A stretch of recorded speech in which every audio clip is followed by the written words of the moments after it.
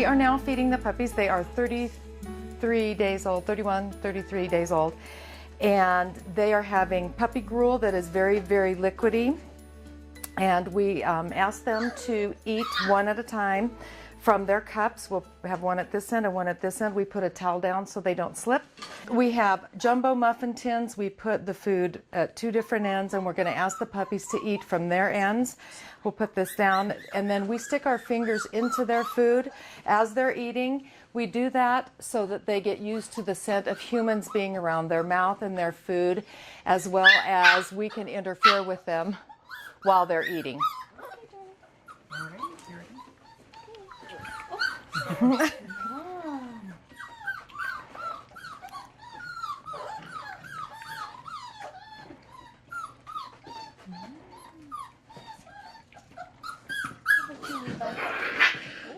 We may want those puppies in there with it.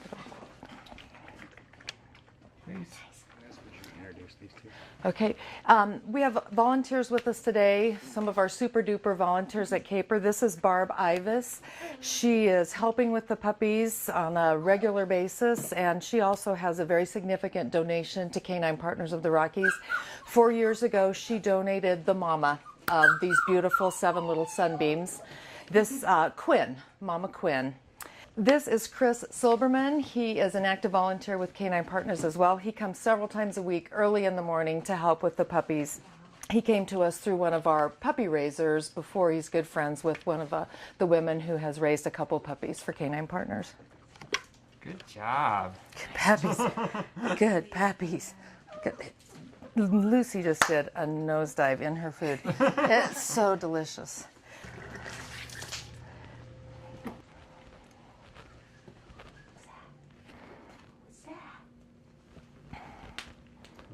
As full public access service dogs, these dogs will travel alongside their partner's wheelchair or walker, whatever they use, and they will be asked to travel across sidewalks, streets, possibly stones, gravel, grass. So we introduce a series of surfaces, underfootings for our dogs very early on in a play setting so that they get used to having many different surfaces under their feet. We're going to use a rubber mat, some foam, some bubbles, bubble wrap, and a grate to get them used to that. And we'll get them to play with this by luring them with some treats if we need to, but they just love to play. We have some good toys out here for them. Hi. Listen. Oh, Come here, puppy. Good boy. Good boy, Lark. Good. Come here. Good. Good boy. Good boy. Good boy. Okay, we have Lucy with us, and we are trying to associate clicker being something good for them. At Canine Partners of the Rockies, we clicker train through our puppy raising and advanced training. So what we're doing at this very early age is to associate that click means something good is about to happen. Their behavior prior to the click is what we're trying to capture. So as Lucy looks at Barb, Barb will click and then treat her for that. Hi. Lucy. Lucy. Good girl. Okay. And then click and then treat. So she... Hours of entertainment.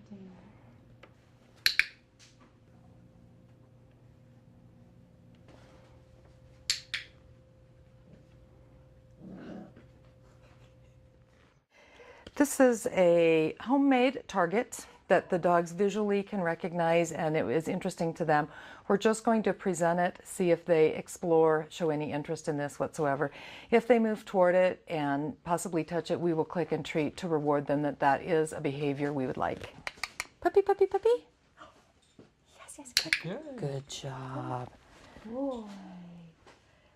Good boy. Yes. Very good. Nice. Good boy. So smart. Okay, we are now using the Dremels with them turned on for these little babies. This is Lark and this is Lemon. We have it turned on. We are not actually touching their nails, but we are moving the tool around their feet and around their body so that they get used to the sensation of that vibration. This will allow us to Dremel their nails as opposed to clipping their nails. When they are older dogs, they will associate this with a good environment, a good feeling, instead of being frightened or have any adverse reactions to having their nails Dremeled instead of clipped. Good.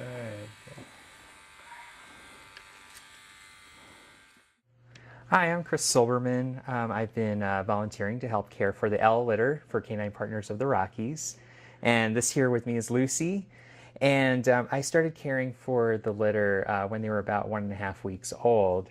That's the really tough part of the job, is playing with the puppies. And then, I've also been helping care for their mom, Quinn, and making sure that she's getting enough people time and getting loved. And so the way I was introduced to Canine Partners of the Rockies was through another volunteer of the organization named Eileen Griffin. And I had previously worked with Eileen, and I'm now working for Family Theater Company, which is a theater company that utilizes exclusively actors with disabilities. And so it felt like a good fit for Canine Partners of the Rockies. I had considered raising a puppy myself, but the timing didn't work out for me. So this seemed like a good way to volunteer instead. Hi, my name's Barb Ivis. I became involved with Canine Partners of the Rockies about 4 years ago when I had a litter of golden retriever puppies and I wanted to donate one to benefit humanity.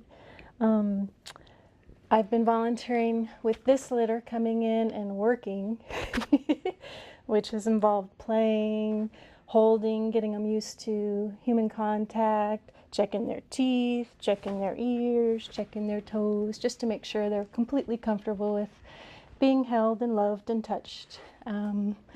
As a lover of animals, I know the benefit that they provide for everyone, and I thought it would be good if there was some way I could contribute to helping those that are a little bit challenged. I found Canine Partners of the Rockies online. I had contacted several service organizations. Most of them did their own breeding. So I finally got a hold of Linda, and she came and took a look at my litter and fell in love with Quinn and said she'd be happy to have her, and she's done great work since.